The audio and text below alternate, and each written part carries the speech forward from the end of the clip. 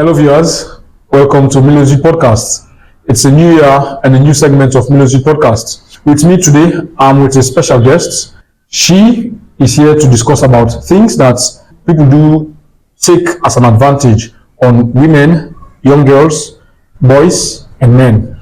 These things are power, money, and silence. But before we delve into the topic, I would love my guest to introduce herself. Hello, thank you, Milton, for having me today. My name is Leanna Slicker. I'm a ceremony American from the United States. I'm a global health researcher and an MPH student at George Washington University. So, Leanna, you're welcome once again on Milo's Youth Podcast. What's the feeling like being on Milo's Youth Podcast? Well, I feel honored to be here because I believe in your mission so much. I believe that, it's important for us to educate the youth and advocate for important issues that are going on in our communities. Okay. So one of the reasons why I decided to have this topic is because I've heard a lot of time people saying, then even if we talk about it now, people don't talk about it and say it don't make any difference. But with the media, the new media especially, the social media and all that, we can be able to push forward these messages and it will definitely have influence in our communities, wherever we find ourselves. So what do you make of the topic, money, power, and silence? Well, for money, power, and silence, I think that it all relates to each other. With money comes power. With power comes silence. And so, yes. Okay, so it's funny, if funny is the right word to use, when we get parents them, who they live a double standard. Double standard in the sense, their attitude towards their children contradicts itself. Wherein they'll be at home, teaching one moral discipline, and then when they go out in the streets, their characters are saying different from what they are teaching at home. So that is also another reason why we are actually talking about this topic today. And if we don't talk about it now, then when are we going to talk about such issues? Because children all over the world are suffering from one of these three tools. So first of all, I want us to talk about the double standard of the parents. What do you make about it in the homes? Well, inside the homes, we as parents, we want to have the best for our children. We want our children to grow into certain standards and have certain morals. However, we don't hold that same responsibility for other children that's outside of their homes. And that's where you see exploitation a lot in society. Okay, thank you. We've made mention of how these three tools, because I call them tools because they are something we use to have influence, to exploit others, and coming to what we are currently talking about, the double standard, does it play a role of where it distracts children at home that, my mama and my papa, they do this one thing, but people when they tell me about them living another life in the streets. So myself, I think, say when I then I also have to abide by the morals, the way they teach me, and when I go outside, I do otherwise. You think, say, that gets some amount of impact and influence on the mindset of children out there? Of course, it does carry a lot of impact. I feel that it will confuse the children. I feel that the children will have, I feel like they will have less respect for their parents, honestly, and have their own will for what they want to do outside their home. Probably they might leave their values at home and do what society does outside of the home because their parents too are doing what they want outside of the home. Okay. So with all this, do we think morality should be flexible? Because based on what we are discussing now, children will see it as, it should be flexible because my papa they do so outside and when they come, or my mama they do so outside and when they come home, they do otherwise. So should it be flexible? Absolutely not. It should not be flexible. I feel that we have the responsibility to protect the youth, and with that being said, that we need to uphold the standards for everybody. We have that responsibility as just human beings in general. Okay. Also, do we think that this attitude in the light of immorality, do you think it should be performative? Definitely not. I feel that this is more of a moral concern. I think that we should always act morally, no matter what the situation may be, no matter where we find ourselves. definitely we shouldn't fake it. We should definitely have a responsibility to ourselves, not just others, but to ourselves, to uphold that morals, uphold that values and respect. Okay. So to you personally, what do you think come to play when we talk about such issues? Because I don't want to say the parents are only the problem to some of these issues, but also we look at big stars out there, mentors that are also creating problems to such issues. Yes, definitely the social media plays a big impact in this topic, because social media is influencing the youth a lot. We see a lot of days that the youth are on their phones, they're always on social media platforms scrolling, and they're not immersing or engaging inside society. So what they see is not just seeing what's here in the community, but also outside communities. You have a lot of influencers who are leaders. Not that they want to be leaders, but they are because of the power they hold, the influence that they hold. They control the masses, and when you control the masses, you are a leader. So you have a lot of the youth looking at a certain lifestyle, whether it be luxury lifestyle that's provided in inappropriate ways, I would say, whether it is a lifestyle they see a celebrity or artist have a man that's showering them with gifts and brand name materialistic things. That's what they look into. That's what's feeding our children today. Okay. Thank you very much for those points. So with all this, do you think financial power is a weapon? Of course, of course. That's what gives us status in life, unfortunately, in this society. You have those that maybe come from low income homes and they are fighting for survival. And when you're fighting for survival, unfortunately, you are subjected to certain things in life, such as exploitation from other people. Okay. Yes. For example, in most of the societies in Africa, okay, even across the world, money is not just a resource. People use it as leverage. To what effect do you think it will have negative and positive impact on those that cannot afford? Just as you mentioned some of the things that money can actually bring to the table. For some that don't have the financial power to go in for those things, but because they are exposed to them through social media, what positive and negative impact does it have? Well, I would say is that with money, if you use it in an appropriate, right way, you could definitely influence the masses in a positive light, whether it is creating an NGO that is empowering women or empowering youth to educate them into doing trade or educate them to having careers. That's one positive way to have money. However, the other side is you're using it as blackmail. Maybe I want to do this for you if you don't do what I say. And so that's where you see the negative impact of money. You use it to control people in your own way or might. And yeah, it's not the way of living, unfortunately. Okay. So also a young girl who is struggling or may have come from a struggling background may not actually be welcoming the thing of exploitation. But based on she's navigating life, she wants to live, she wants to survive, she can fall into such traps. So when a powerful man holds almost all the options, then the power of informative consent is absent. So what do you think in such cases should be the next option?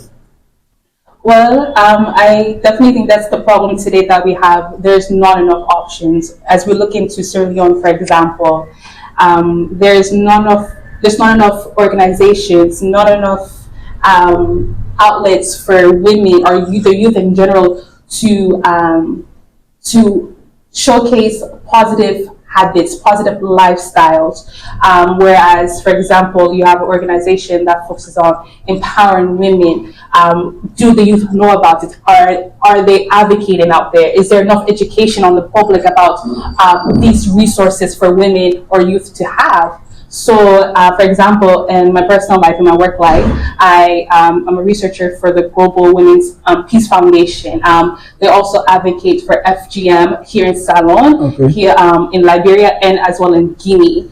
And those are those organizations that I appreciate that are doing, but I feel like there is still not enough organizations out there. They still need the support. They still need the I would say the empowerment that comes from them. We as a community need to also uplift, educate these organizations out there for the youth, for the women. So to viewers, that is where Milo's Youth Podcast comes in. We are here to empower, to educate, and also to make sure we make an impact in the lives of youth. So going forward, do we think with such a situation wherein one person holds all the power, do you think informative consent becomes complicated because of the power imbalance?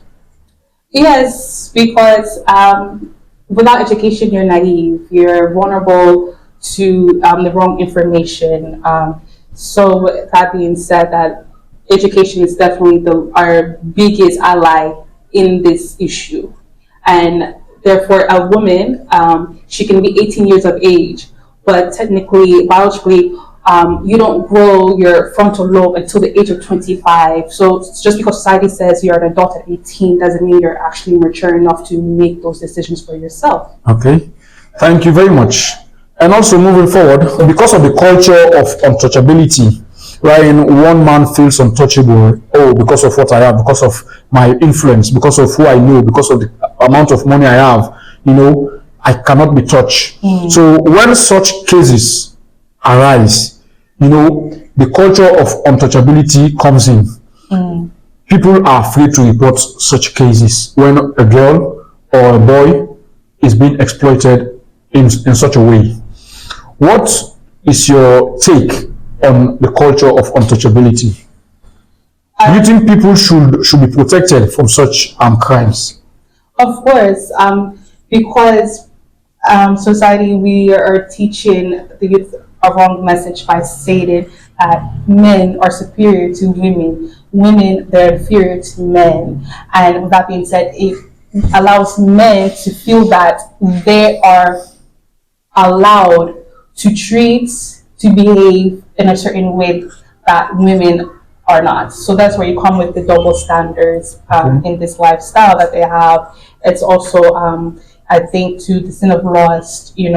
Men, of course, like I said before, that they know what's right, they know what's wrong, but who's going to stop them? Who's going to keep them accountable if everyone around them are supporting them because, he's a man, you just have to, what they say, Salon, just have to bear, you just have to manage, and we're teaching the women the wrong message. We definitely are.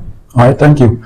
And in some places like Sierra Leone, reporting such cases, exploitation cases, is seen as a mere waste of time because people say, a man, they get political connection, he gets money, he gets this within the twinkling of an eye. That case, they go pull on a court. Do you think that's the right way to go about it? No, we have to use our voices. We have to use our voices, and we have to teach those that feel small to use their voices. Their voices are they definitely matter. Like you said, money, power, silence. They shouldn't be silenced. Their voices shouldn't be silenced at all. We have to respect everyone. And to viewers, kudos to all those reporters, those online bloggers who are making sure they bring out some of these burning issues, because with the new media, as I said earlier on, they are fighting so hard to bring out some of these cases. Because if you ask who will fight them, police sometimes don't do enough. They don't investigate enough because of the influence of such people. So we only have the new media now to fight for some people in such cases. So also, when silence becomes the fruit response, what other options apart from social media do you think should come into play? I feel that using your neighbors, using your friends, using your schoolmates, joining, can bring communities together. I feel like as we unionize together, we're stronger in numbers.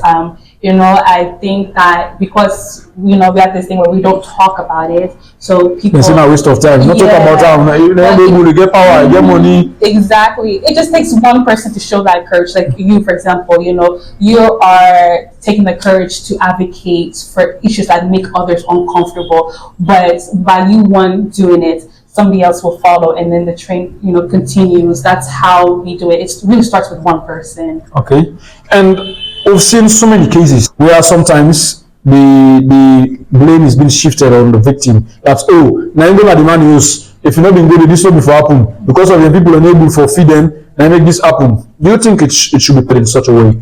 No. I wish people would stop blaming others for their shortcomings.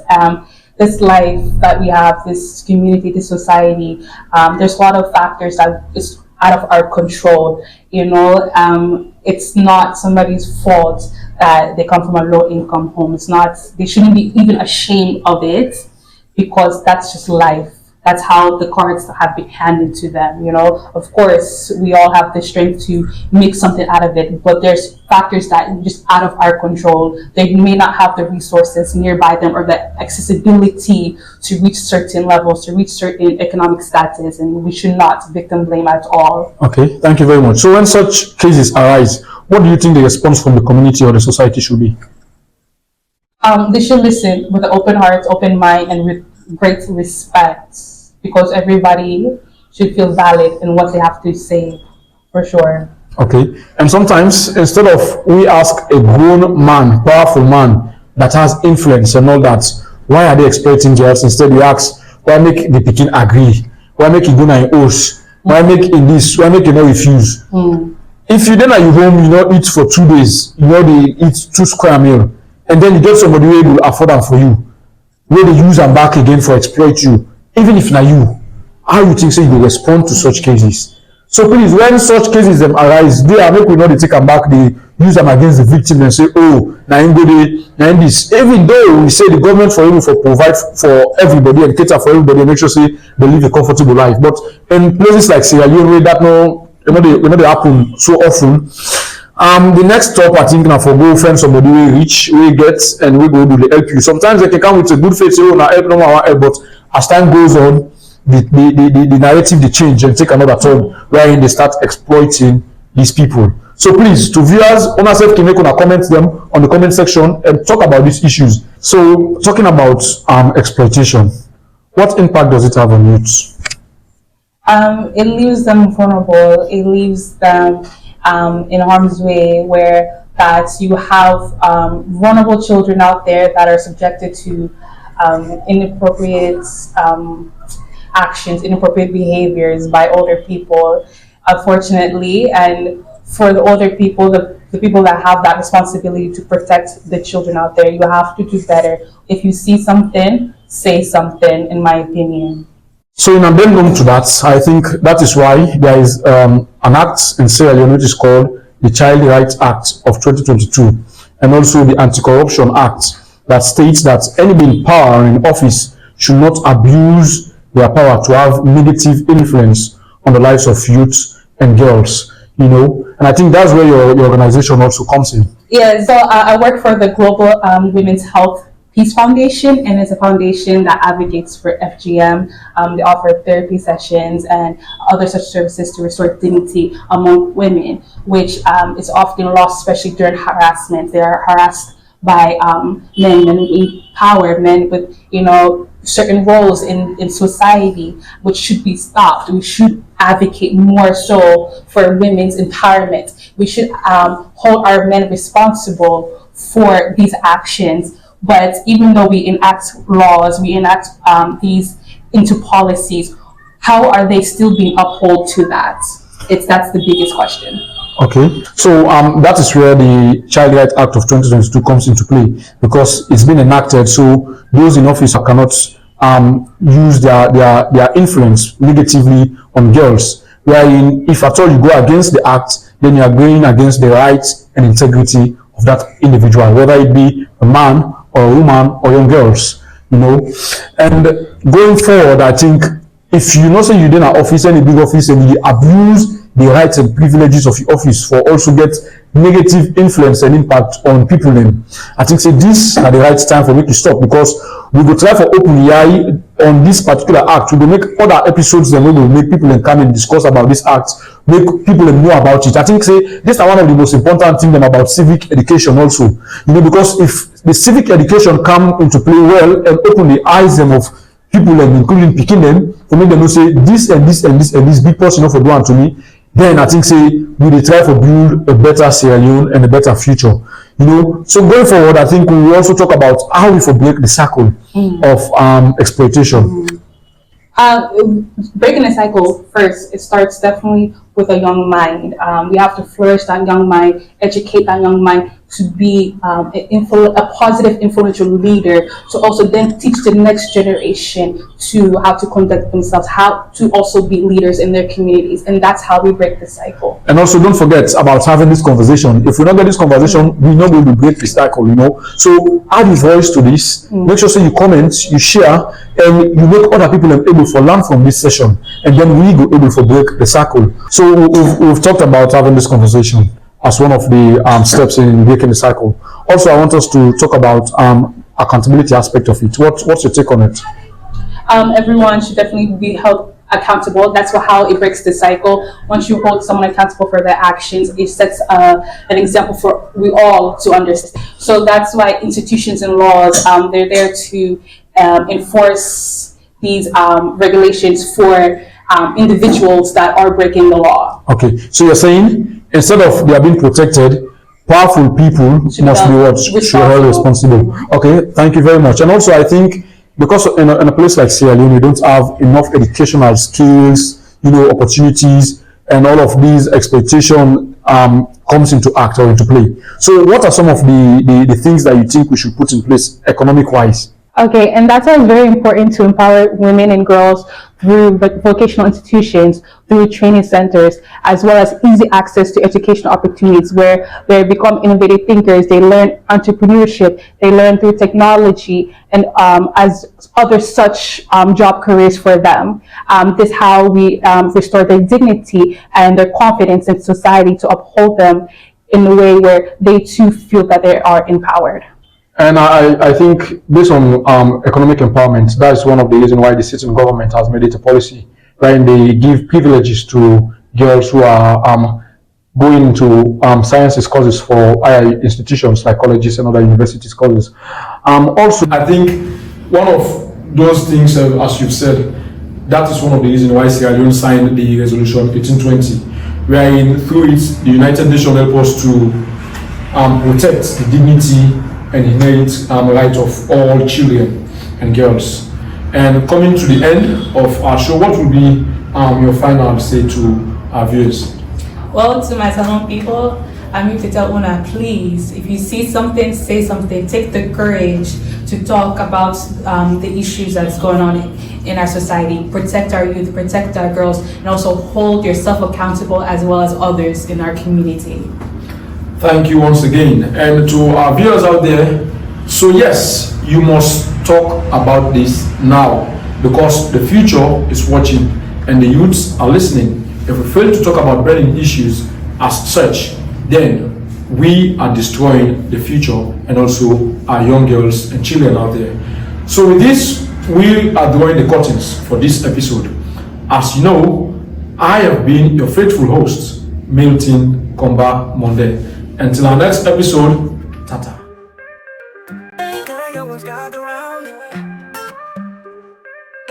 Milo's Youth Podcast is in town. Bringing hope and spreading cheer. For the youth of Sierra Leone, we're here. Milo's Youth Podcast, come and see. Empowering dreams, setting minds free. Together we grow, together we thrive. With Milo's Youth.